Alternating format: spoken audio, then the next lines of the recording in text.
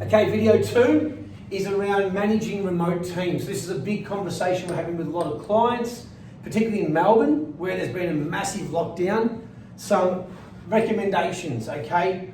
Look at implementing daily huddles. Now, what we mean by that is not big, long meetings, they're more just check-ins. There's a whole series of just the performance connection questions you can use, okay? If you can't do daily, then do Monday, Wednesday, and Friday.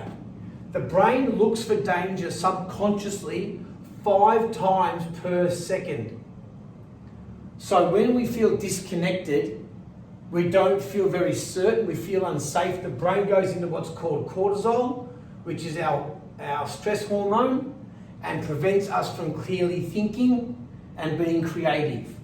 So the more little and often interactions that creates and maintains connection, the better. And we know that we want to set the time the same every day that we do it.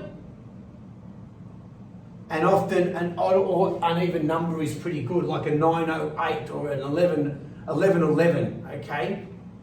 There's some science around the timing of that, but whatever the case, same time every day, just to check in, okay? And around that, the second piece of the puzzle is get very clear on your outcome. What are you going to see by the end of the day or by the next huddle, as opposed to being busy, right? Being productive, because you might be able to get to an outcome by following 2 steps instead of 5. So focusing on your outcome may see you get stuff done quicker, releasing more time for other stuff, okay? The way we go about that is we set up teams to run weekly reviews and resets. So just take a series of questions to review the week, and then set your outcomes for the following week, and then reveal them in your daily huddles or your Monday, Wednesday, Friday huddles, okay? The key to these outcomes though is making them transparent. So that's why you bring it to the Monday huddle, let everyone know what you did last week and what your outcomes are for this week. And the goal for the outcomes is to set them up into 3s. My 3 primary outcomes for the week are, because if you get these done and the world ends outside of these, you'll still be happy based on those 3. The transparency is key because we know that behaviour change only really occurs with accountability to other people. We're social beings. So putting your 3 outcomes, making them transparent to your teammates, revealing them to start the week, and calling them out to end the week will help you be more productive as opposed to busy, okay? Huddles and outcome setting, and then the third piece is get really good at asking questions and listening. Okay, we've got this Zoom fatigue, phone call fatigue, so improve your understanding and empathy process so we speak to people's listening, understand their desires and needs, and the best way to do that is to ask questions and listen. 2 really good questions to ask your clients or your team members that you're leading. Has anyone got a different perspective to what I've been talking about? That builds that psychological safety that's so key, right? Has anyone got a different perspective? And am I missing anything? And then be silent and let people think about their thinking so they can speak up. It's all about enabling real talk, isn't it? All about enabling real talk.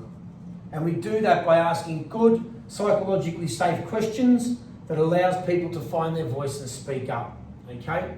So the 2 videos that we've created for you today: manage your energy versus your time, understand where you're most neurologically alert, and put the actions that deplete most of your energy into them and those time slots. Are you a morning, lunchtime, afternoon or evening person? And eliminate distractions. Where's your best chance to eliminate distractions? And then as far as remote teams, up your cadence of connection, more, little and often. Little and often is the phrase. And then set outcomes, make them transparent, and bookend your week with a weekly review and a weekly outcome setting through your huddles. and improve your understanding and empathy process by asking better questions, particularly, have you got a different perspective, and am I missing anything? They're two absolute crackers that will help you build that safety to have real talk, okay? My final tip is there's a lot of research around the start of your day and the end of your day around you being able to sleep and creativity. Please do not look at your phone with email on for the first 30. So as you get up, no phone before the first 30. And as you go down, no phone before you go to bed, 30, okay? Blue light from your screen activates your circadian rhythm, okay, at night, thinking that it's daylight, so it can trick your brain into thinking it should be day and you should be doing stuff.